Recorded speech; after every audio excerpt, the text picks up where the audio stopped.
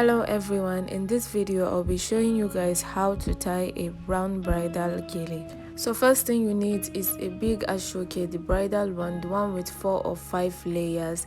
And next thing is you take the edge like how I'm doing and then you fold it inwards. You fold it all the way to the end of the material and then you divide it into two. You fold it into two parts where one is longer than the other. The difference should be like a quarter. I'm going to show you how I divided mine in the video right now. It's coming up on the screen. And also you take that part that you divided and that is what you place on the center of your client's head, making sure that the shorter end of the material can wrap around their head. You will see what I mean in a second. So after placing that ashoke over the head, you tell the client to just place their hand over their ears. Make sure that it's covering their ears so that it doesn't start to slip. So you turn her around and you go and you fold twice. I'm folding once and then the second fold, and that's it. So after folding, you can cross both sides, and also every single time the longer end of the ashoke has to be under, the shorter one is up. Longer, under, shorter one, up. Put that at the front of your mind. So you give it to the clients to hold the longer part, and the shorter part is what you lay over her head, and then you begin to pick your pleats. Right here I'm just placing that shorter one over her head. You see that it goes above her head and right behind her ear. That is the length that we want it to reach. So it's fine now. I'm just going to start picking my pleats. I'm going to pick 4 pleats because the base sells as 1 plait, and then I'm going to pick 4 more to make it 5. So this is me picking. I'm starting from behind her ear and then I'll just pick it and drag it towards the front, and I'm going to space each plait and make sure that each space is they are similar in size and distance.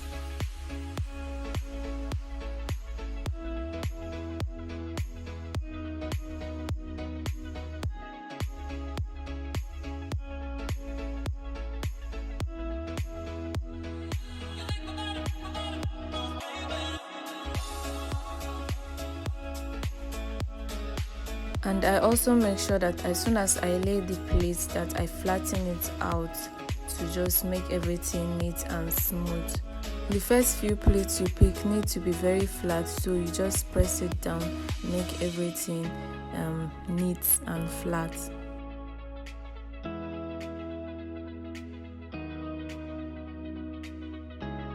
As you can see, I'm done picking my 5 plates and everything is laid, so I'm going to go over with the longer one. I lost the footage, so here you just see that I've already placed it over her head and it is nice and flat also, and you just start picking. I'm going to be picking 2 more plates, flat plates, before we go in. There is a reason why we made that fold in the beginning.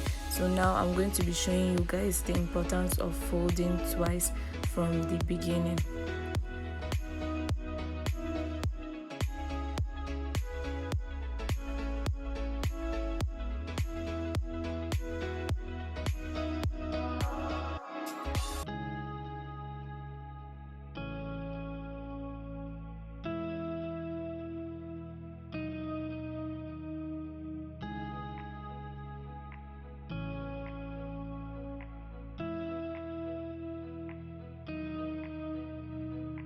My 2 extra plates are done. We have 8 plates in total. Now I'm going to make my clients hold the gele while I go behind her, and you see the fold that we folded. I'm going to just loosen it, and then after loosening it out, I'll go to the front, take the edge of the edge of the gele that we are currently plaiting, and I start to pull out.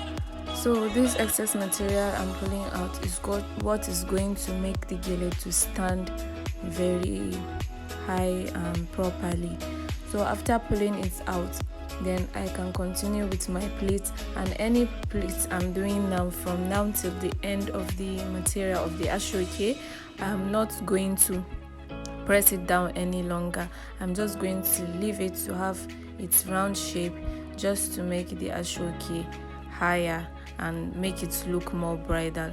So from now till the end of the ashoke, I'm just going to be making the pleats just continuously, the same repetitive action.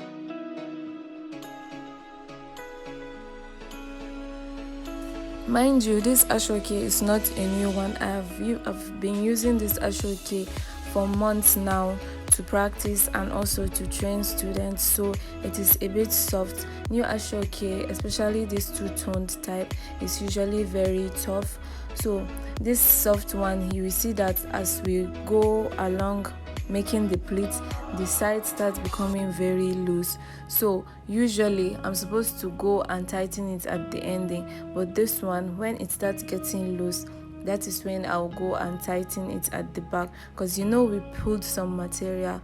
So when it starts getting loose while we're making the pleat and the gele is getting higher, we will go back and then try to tuck in the gele to make the sides tighter. You will see what I'm explaining in a while very soon.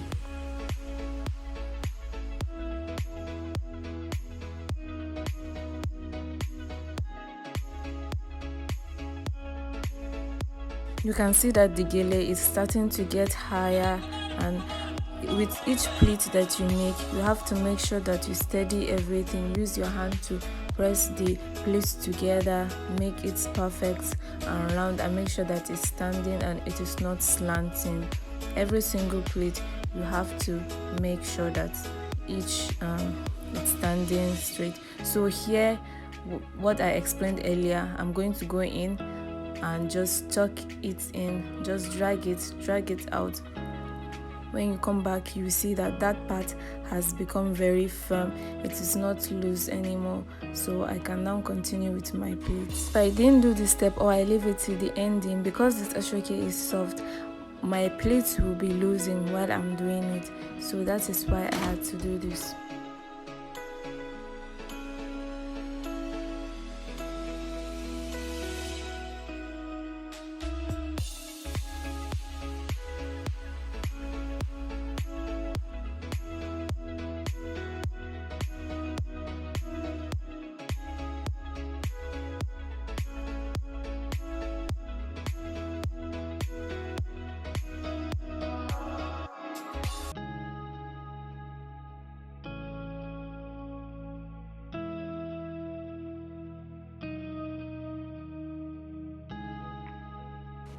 Right now our gele is coming out very nicely. Just a few more pleats to go, and I'm just going to, after doing this, I'll just fix the other part and then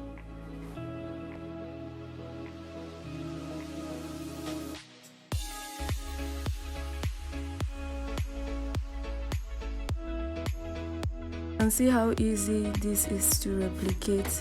When you see other people do it, you think it's magic, and there are different styles, different ways to do this. This is the way I get mine done. So I hope that this is helpful to somebody watching. And we are done with this part.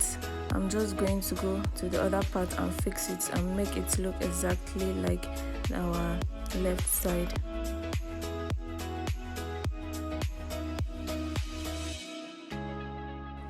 So the pleats are already there. I'm just rearranging it and making sure that it is round and not flat. So I'm just splitting it and making it go around behind the ear. After I fix this part, then I'm going to go back again and rearrange the pleats before tying.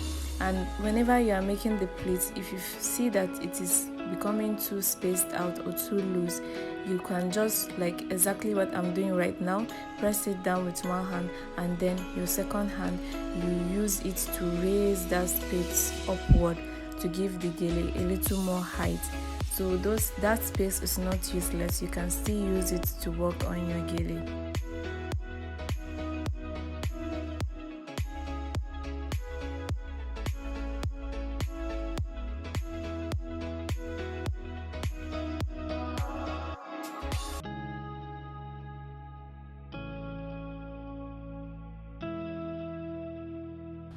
So you can tell the client to press it down from the front so that your gele doesn't slip while you are rearranging or while tying.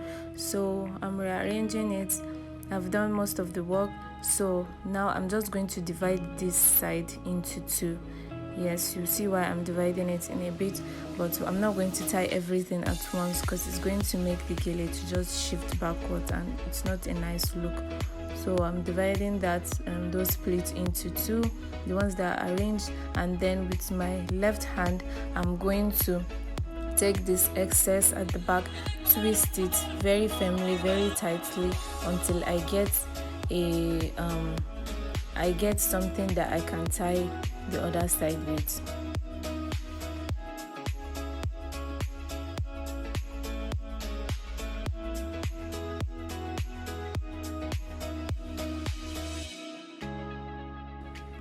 So after twisting, I have my left and right bead, so I'm just going to tie them together, just a normal knot. I'll tie it once.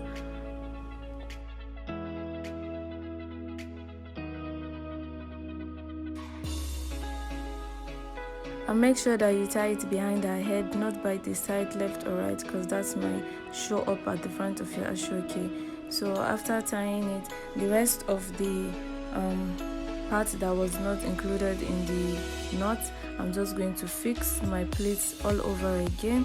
You have to be very patient if you want this to come out looking right. So at every stage you have to be arranging and rearranging and fixing and refixing.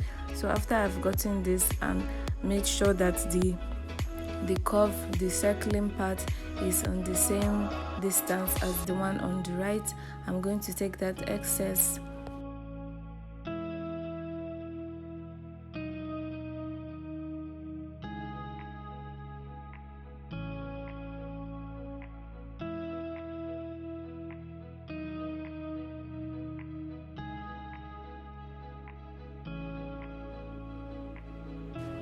I hope you can see how very round and high this gele is looking. That is the goal. So if it's looking like this is when you can actually take this excess, put it in between that knot that we tied the first time, and then tie it a second time. You see that excess? It's at the center now, and then I'm going to go ahead and then tie over it.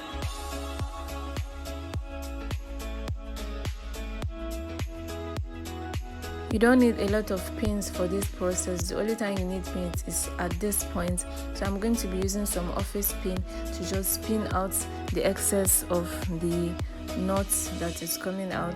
So just to make the back as neat as the front is. The back also needs to be as beautiful as the front. So we're just going to pin any material that is jutting out. As you can see, everything is pinned down now. One last step before we go, and that is I'm going to push the gele a little bit further up so that our hairline can show. It adds to the beauty of the headgear. I hope you love this video. This is how I do my bridal gele. The next one will be on how to do the bridal V1. I decided to start with the round one because that is like the basic. Thank you so much for watching. I hope this helps someone out there.